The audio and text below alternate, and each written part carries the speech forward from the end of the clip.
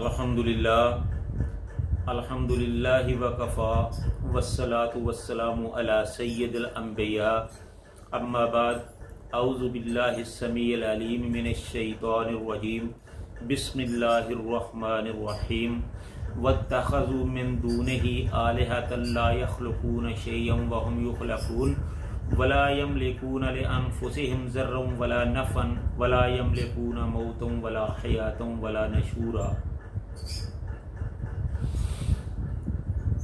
और उन लोगों ने अल्लाह के अलावा उनको इलाह बना लिया जिन्होंने कुछ भी पैदा नहीं किया।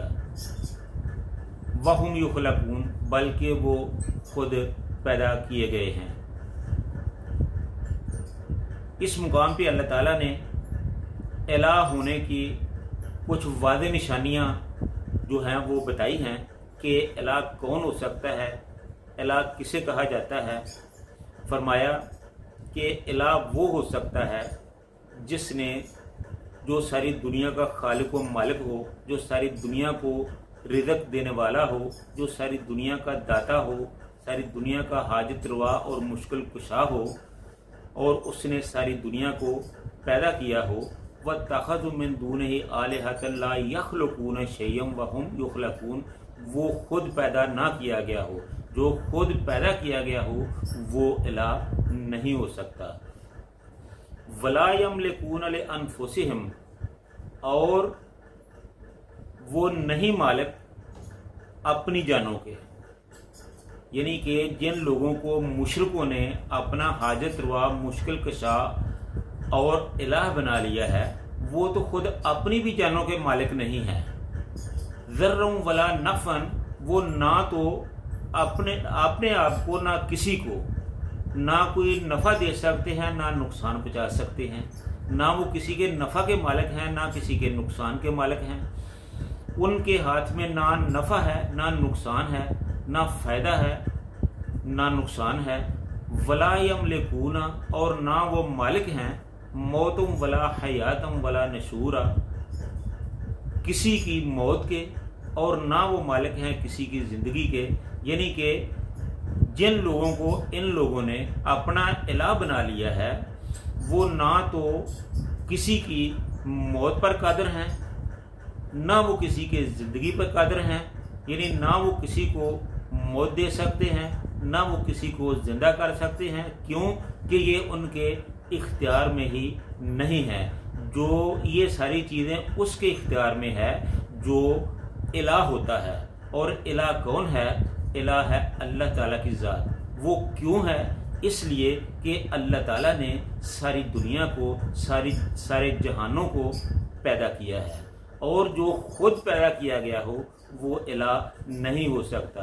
और ये मुशरिक जिन लोगों को अपना इलाह, अपना मुश्किल कुशा, अपना हाजत रवा मानते हैं, ये तो खुद पैदा किए गए हैं। लिहाजा जो खुद पैदा किए गए हों वो हाजत रवा, मुश्किल कुशा, दाता, गौस नहीं हो सकते।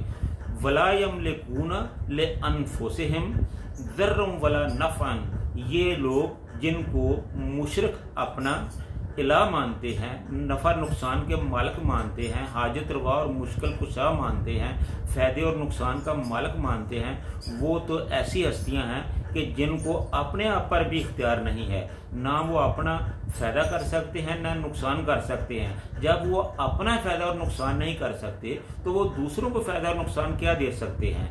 वला यमलिकून मौतुम वला हयातन, और ये जो लोग हैं ये ना तो किसी की मौत पे कादिर हैं, ना किसी की ज़िंदगी पे कादिर हैं, ना वो किसी को मार सकते हैं, ना वो किसी को ज़िंदगी दे सकते हैं। जो इलाह होता है वो जब चाहे किसी को मार दे, जब चाहे किसी को जिंदा कर दे। ये तो इलाह के काम है, किसी को ज़िंदगी देना, किसी को मौत से हमकिनार करना। क्यों कि ये मेरे अल्लाह के काम है। अल्लाह एक ऐसी ज़ात है जिससे कोई पूछने वाला नहीं है, जिसको कोई रोकने टोकने वाला नहीं है, जिसको कोई सवाल करने वाला नहीं है। ये सारे उसी के काम हैं।